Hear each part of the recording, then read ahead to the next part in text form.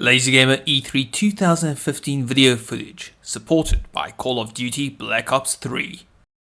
So, one of the first things that struck me when they were talking about it in the demo experience is that there's all new biomes and that they have a bigger impact. That's right. What does that mean? So the biome is the planet you land on. It's the ecosystem that you play in. And we were introducing two new biomes in the game in Rising Tide. The one you saw today was our primordial biome. It's kind of like the Genesis planet from Wrath of Khan. It's kind of this like really hot, a volcanic, unstable sort of place. The differences between the biomes are subtle. Okay. And they're expressed in a few ways. The first of which is aliens. So the alien behavior is different. It's calibrated differently between biomes. And there's some other differences that there's actually a feature that we're sort of not announcing yet that has to do with the biome. So we'll have to wait on that. But it's important that the place you land on is a strategic choice. All right. And you're going to have to negotiate the game differently depending on where you are. Is that kind of going to be the way it is with affinities, where certain resources are attuned more to one affinity or another? Is that... Well, the affinities, right. The affinities depend on strategic resources, definitely.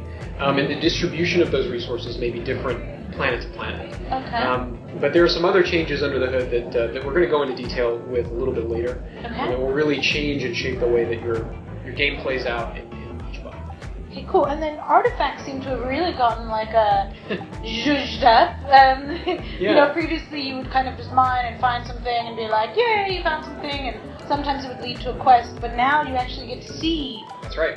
the artifact and do something with it. So this is a really simple system that we put in, and not to say that a lot of work hasn't gone into making it simple, but it's a very simple system. You do quests, you do expeditions, and you get things, you get objects. And these objects have a little story behind them, and you can cash one of these objects in for a quick yield. So if I need some energy or if I need some science or something like that, I can cash these in for that. Or I can save up a set of 3 and cash it in for something bigger, like a wonder or a building that I wouldn't be able to build otherwise. But it's great. It's a great extension of the quest system because it provides a new reward mechanism that we didn't have before. And it's this really great storytelling device because the kinds of artifacts you get can come from old Earth. They can be alien artifacts you find on the planet, or they can be objects left behind by the progenitors who occupy the planet before you got there but have left and you don't really know why. So it lets us tell the story of those things through these objects that we find. Yeah, that looks very cool. That really does look interesting. Now, there were changes to diplomacy, so they were showing that now you can actually see how the leaders feel about each other as well. It's all built in now. I mean, what other sorts of things can we expect in diplomacy? I know when I had a chat with you guys a few weeks back, it was all about how, it's really been revamped and there's a whole lot more and resources were removed from it. So what did we put in its place to play with? Oh, there's a lot here, and one of the things that we found out was that diplomacy just didn't really work in Beyond Earth because those historical personalities that you were used to seeing weren't there.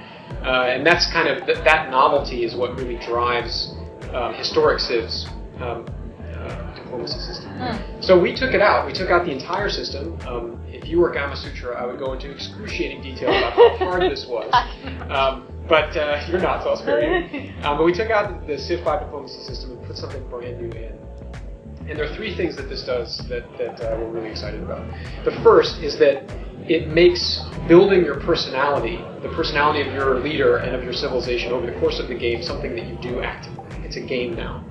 So you start off with one personality trait that your leader always has. It's the same. And this would be that leader's bonus that they would get in base BE has been recontextualized as a trait in Beyond Earth, Rising Tide. And then you can add 3 more traits to your Civ as the game progresses. And these traits can also be upgraded. So you can either upgrade the ones you have or you can add a new one. And this is transparent, so I can see the personalities of the AI players in the game or other human players in the game, and I can kind of predict what they're going to do and what their Civs are benefiting from. The second thing is that we wanted to better express the relationships between civilizations. And you saw a little bit of this in the demo today, how I can click on any Civ and see how they're feeling about other Civs. But there's another level of this that's really exciting pertaining to AI Civs. And we've modeled this with 2 numbers, fear and respect. This is kind of Machiavellian. It's like if an AI fears me a lot or if they respect me a lot, they'll do what I want. So you know the fear and respect values for AIs, how they feel about you, and you can use that to sort of predict what they're going to do. Will they accept this relationship change? Will they accept this agreement I want to make? Will they go to war with me? Can I sort of bully them around because they have a high level of fear if they don't like me very much? They still may make deals.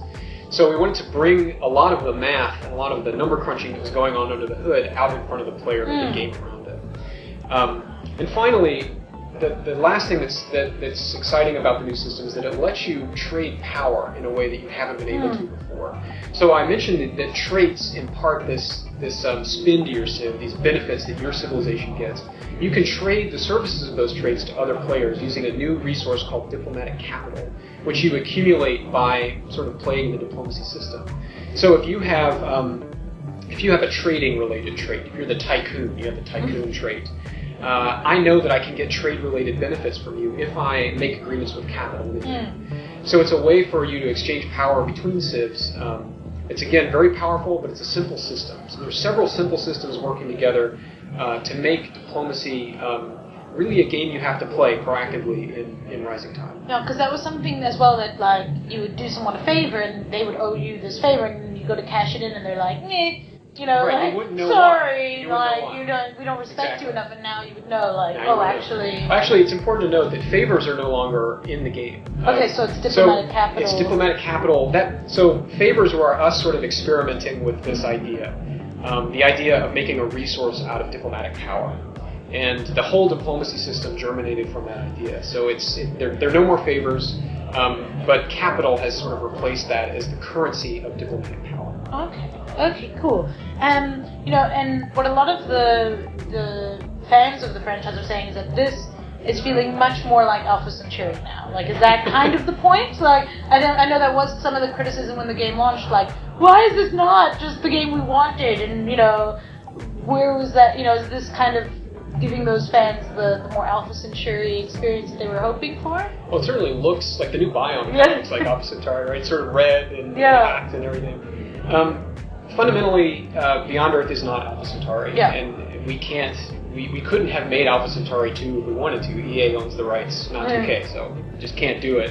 And even if we had that ability, we probably wouldn't have. I think that Beyond Earth as a franchise is bigger than Alpha Centauri. It's sort of our experimental branch of Civ. It's you know, we'll always have this historical Civ offering. We can guarantee that.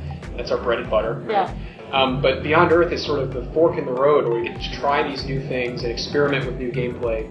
And if we tied ourselves to Alpha Centauri, we would be sort of more restricted than we wanted to be. And frankly, as a designer, and David as well, we wanted to make our own game. Yeah. And our team wanted to make our own game, and that's what Beyond Earth is. Yeah, because you know, I've loved this game. Like, I really enjoyed it before the expansion. I'm really keen to get my hands on, you know, Rising Tide. I think it's going to be a lot of fun. You know, I've noticed though, having played it obviously before it launched, and then at launch, and then subsequently just in my own time, when not reviewing games, I actually go back and play this more because I enjoy it so much. You know, I've seen a real progression in terms of how you've already changed the game so much, and then this will obviously turn it completely on its head. You know, how are you sort of taking fans on a journey? Like, what do you expect? Will there be like a big learning curve to kind of get used to Rising Tide? You know, are things mostly the same? How do you think it's going to progress for fans who've been enjoying themselves with it already? Sure. Well, you mentioned that we've changed the game already. And I think that's pretty important. Our philosophy on releasing a game is that they're live products. We release patches. We'll continue to patch the base game. We're going to patch, you know, the expansion certainly as it comes out and we see how people are playing it. And Rising Tide is a lot of the things that have gone into Rising Tide are kind of responses to our fans' feedback. We're really listening and seeing how people are playing, and we're trying to craft an experience that they want. And I think that this is a different kind of Civ expansion because it touches turn 0 all the way to the very end. Usually these Civ 5's expansions have targeted the middle game or the late game, something like that. Beyond Earth, with its new diplomacy, water gameplay, hybrid affinities, it spans the entire experience. It's almost like the XCOM expansion in that sense.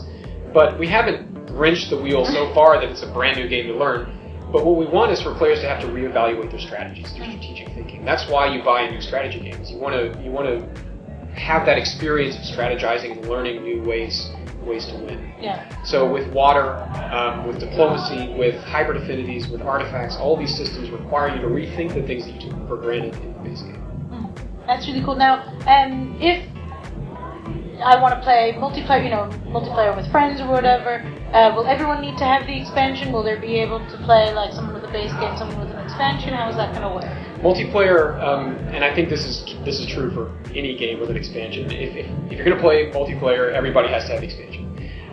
The saves are also not backwards compatible. Okay. So if you have a base game save, you will need to start a new game when you go to Beyond Earth, Rising Tide.